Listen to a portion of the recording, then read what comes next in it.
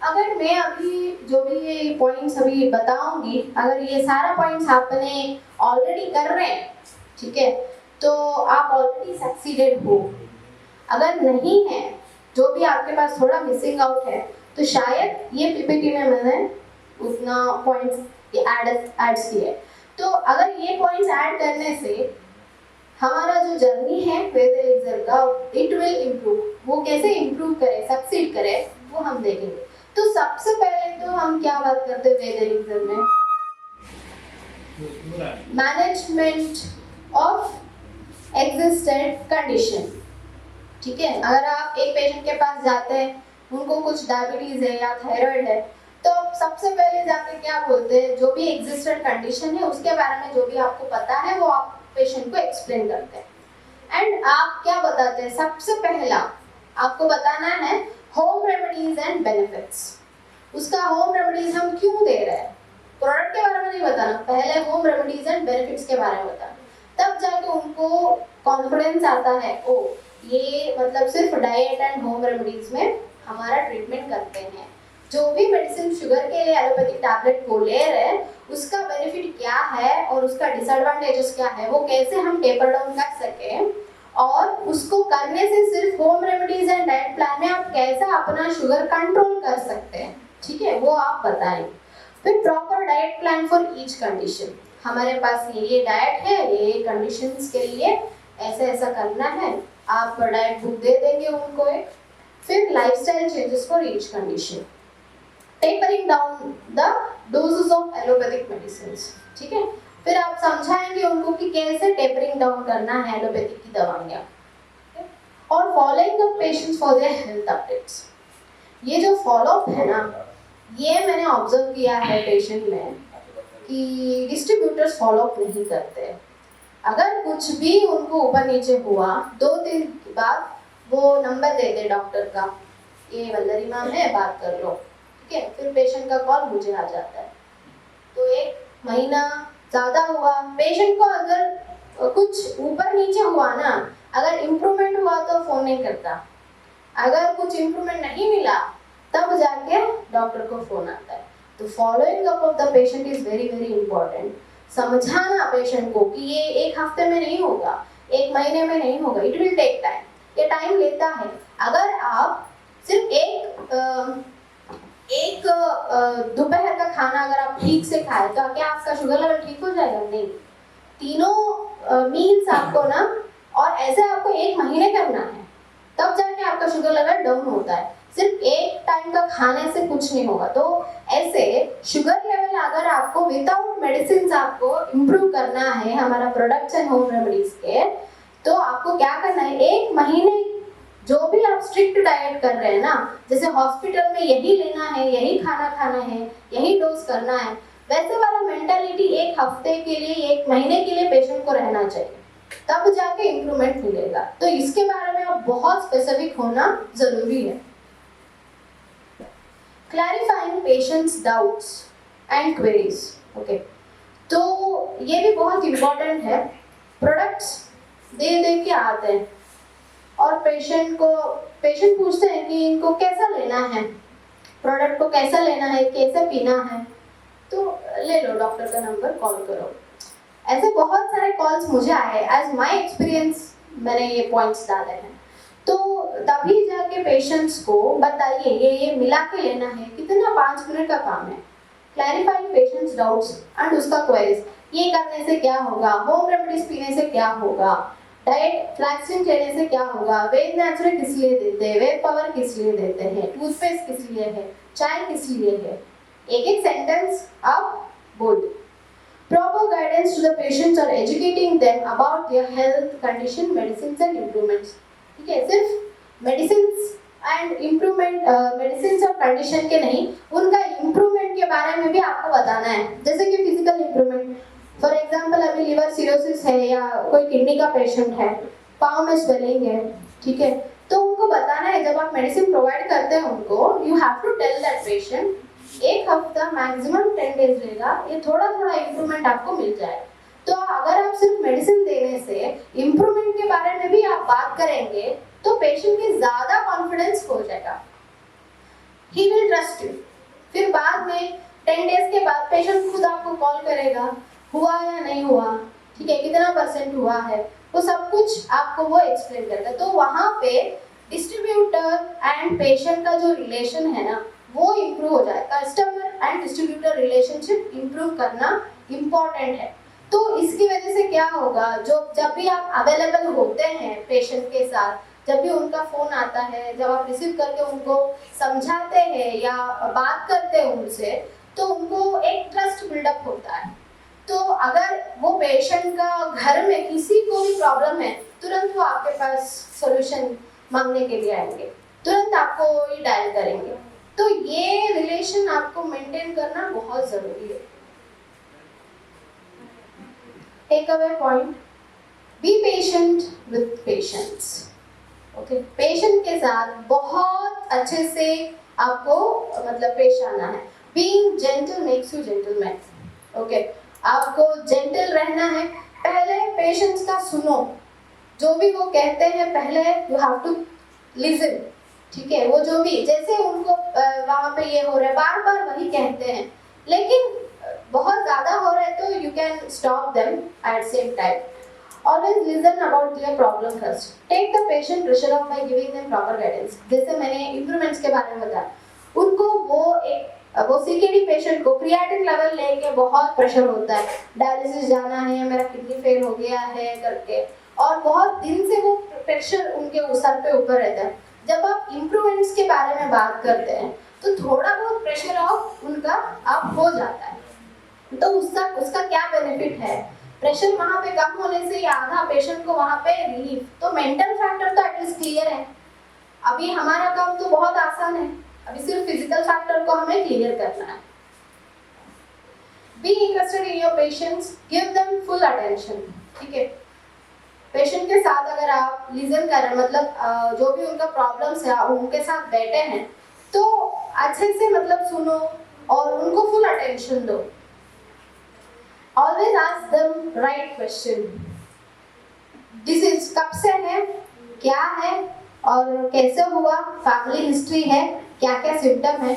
मुझे बहुत सारे ऐसे रिपोर्ट्स आते हैं, सिर्फ रिपोर्ट भेजते हैं, मैं पूछती हूँ, मैं हमेशा से मेरा एक क्वेश्चन रहता है, What are patients present complaints?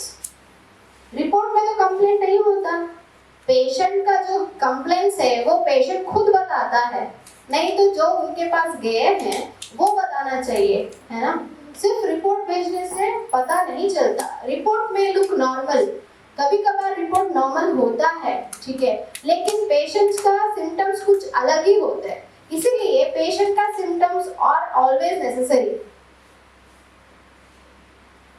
B respectful to the patient, give them confidence but not false hopes, ठीक है। तो पीडल लेडी में मतलब पाँव में जो स्वेलिंग है वो धीरे धीरे आपको कम हो जाएगा। जैसे आप ये मेडिसिन लेंगे, जैसे पानी का पीना आप कम करेंगे, सॉल्ट का इंटेक आप जैसे कम करेंगे, तो जो स्वेलिंग है आपके पाँव में वो धीरे धीरे कम होगा। ऐसा आपको समझाना है उनको। 2 दिन में कम होगा तो 2 दिन के बाद तुरंत आपको कॉल आएगा, कम नहीं हुआ तो प्रेशर आपको आएगा, पेशेंट को नहीं आएगा, है ना। तो इसीलिए गिव देम अ कॉन्फिडेंस, थोड़ा थोड़ा करके आपको इम्प्रूवमेंट जरूर मिलेगा, ऐसा बोलना है।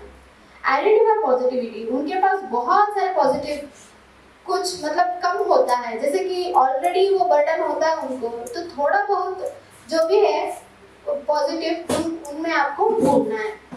Providing medicine as soon as possible. तो पेशेंट्स मुझे कॉल करके पूछते हैं कि मेडिसिन हमें पहुंचा नहीं, आप बता के गए हैं लेकिन मेडिसिन आया नहीं, ठीक है। तो ये थोड़ा मुझे प्रॉब्लम लगा, तो मैं फिर से किरण सर को मैं परेशान करती हूँ हमेशा कि ये मेडिसिन नहीं गया है, पेशेंट मुझे कॉल कर रहे हैं, तो वो थोड़ा आपको करेक्ट करना है। प्रोवाइड कंटिन्यूस केयर, ठीक है, क्योंकि देखिए अगर एक पेशेंट का शुगर लेवल अभी ठीक हो गया, 3 महीने का आपने मेडिसिन दिया, 3 महीने के बाद patient is happy because sugar level उनका कम हुआ, लेकिन क्या हमें ये रिलेशनशिप बिल्डअप करने के लिए पेशेंट के साथ सिर्फ 3 महीने उनके कांटेक्ट में रख के फिर बाद में उनका नंबर ब्लॉक करना ठीक रहेगा? नहीं। जैसे मैंने आपको एक्सप्लेन किया तभी पेशेंट का केयर ना उसका हेल्दी होने के बाद स्टॉप नहीं होता। उनके घर में और भी अगर आप बहुत ट्रस्टवर्दी कस्टमर रहे होंगे, ट्रस्टवर्दी डिस्ट्रीब्यूटर रहे होंगे टू दैट पेशेंट, तो पेशेंट को कुछ भी गड़बड़ है पहले आपको ही वो कॉल करेगा। तो कभी कभार ऐसे ही रैंडम पेशेंट को कॉल करके सब ठीक है, कैसा है, शुगर वगैरह ठीक है, ब्लड रिपोर्ट करवाया आपने, तो ये कॉल करना, वो केयर करना ना बहुत ज़रूरी है। मुझे पता है आपको बहुत ज़्यादा प्रेशर होता है, बहुत सारे पेशेंट को बोलना पड़ता है, लेकिन कभी कभार ये भी एक फॉलोअप में इंक्लूड होता है। तो इसलिए पेशेंट को कंटिन्यूस केयर करना इज वेरी इंपॉर्टेंट। तो यूज प्रेफर्ड चैनल्स। अगर आपको केयर करना है मतलब आपको हमेशा फ़ोन करके ही, बात करके ही नहीं, अगर फ़ोन पे अवेलेबल नहीं है ईमेल भेजो, टेक्स्ट भेजो एटलीस्ट, नहीं तो एक बहुत दिन हुआ है एक मीटिंग करेंगे, वीडियो कॉन्फ्रेंस करेंगे, वीडियो कॉल करेंगे, जो भी हेल्दी मतलब ऑलरेडी डायबिटीज़ से बहुत सारे पेशेंट्स आपके यहाँ पे अच्छे हुए हैं।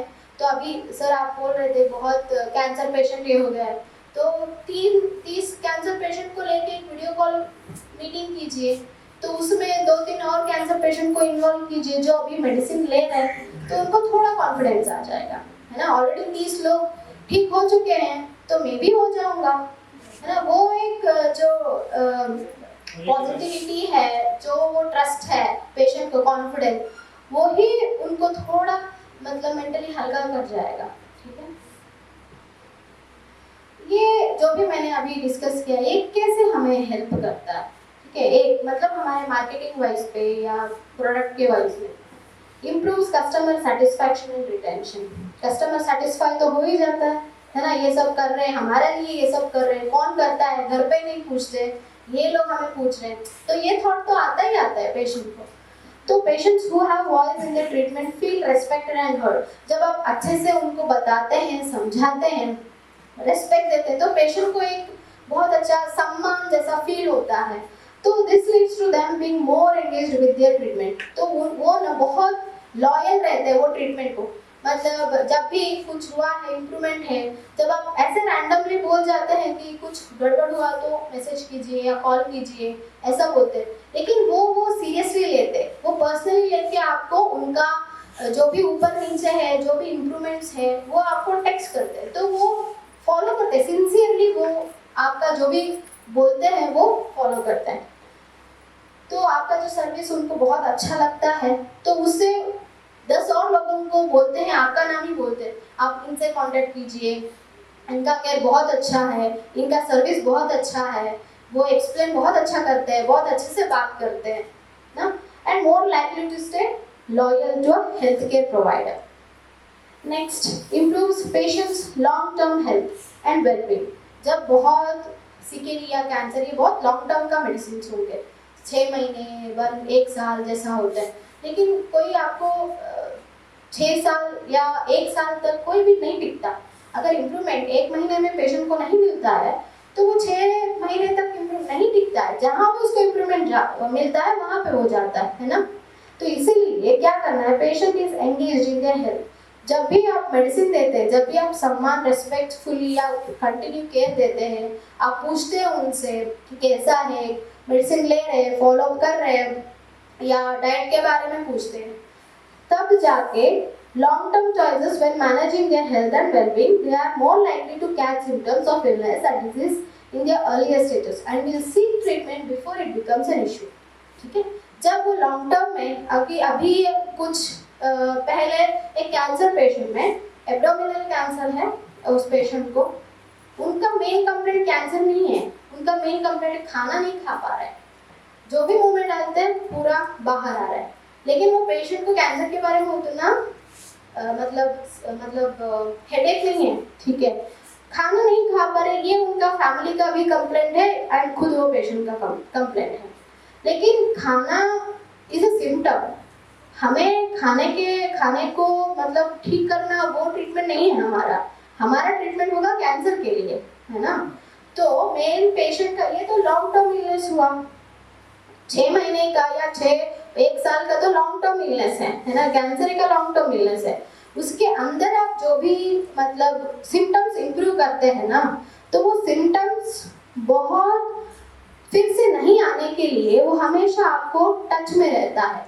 तो मुझे ये सिम्टम्स आने से पहले अगर हमें खाना नहीं खा पा रहा है एक पेशेंट, तो प्रीबायोटिक ले लो, प्रोबायोटिक ले लो, है ना, थोड़ा उसमें जिंजर का पानी ले लो, नहीं तो कुछ डाइट अगर आप समझाते हैं तो पेशेंट को वो सिम्टम्स आने से पहले ही प्रिवेंशन के लिए आपके पास वो तुरंत चला आता है। So this is also one of the, and it reduces waste. Patients who are not engaged to do not read educational materials pamphlets, ठीक है। जब आप आगे अभी 10 पेशेंट्स है, 10 पेशेंट्स के बाद आप किसी को जाना है, तो 10 पेशेंट्स सबके सब इंटरेस्टेड नहीं होते, है ना, उसमें से 7 या 8 लोग इंटरेस्टेड होते हैं। अगर आप 10 पेशेंट्स को आप सेम तरह से रिस्पेक्ट वगैरह देते हैं, लेकिन उसमें से फिर भी 7 पेशेंट्स या 8 पेशेंट्स आपको रिस्पेक्टफुली एग्री करते हैं, 2 पेशेंट्स नहीं करते, तो वहाँ पे जो 2 पेशेंट्स को अगर आप इंटरेस्टेड नहीं है, जब आपको पता चल जाता है उनका रिएक्शन, उनका रेस्पॉन्ड के बारे में, तो 2 लोगों को आपको छोड़ना ही बेहतर है। ओके, तो उससे क्या होगा, वेस्ट रिडक्शन हम कम कर सकते हैं। जो लोग फोकस्ड है about their health, about their condition, ठीक है, उनको जो आप मटेरियल्स प्रोवाइड करना है, जो उनको जिनको आप अच्छे से काउंसलिंग करना है, जिनको आप अच्छे से गाइडेंस देना है, अगर सिर्फ उनको उनके ऊपर आप फोकस करते हैं, आपका नॉलेज भी बचेगा, मटेरियल वेस्ट भी नहीं होगा और पेशेंट को भी बेनिफिट होगा। जो लोग नहीं इंटरेस्टेड है उनके ऊपर अगर आपका एनर्जी वेस्ट करके कुछ भी फायदा नहीं है। ओके, तो while you may provide them with the medical supplies and materials to help with their treatment, there is a high chance that they will ignore instructions. आप जितना भी instructions आप उनको दोगे, वे नहीं मानेंगे instruction or not use the materials provided. The same information provided to the engaged patients is used as intended, not wasted. Okay. Yes. Thank you.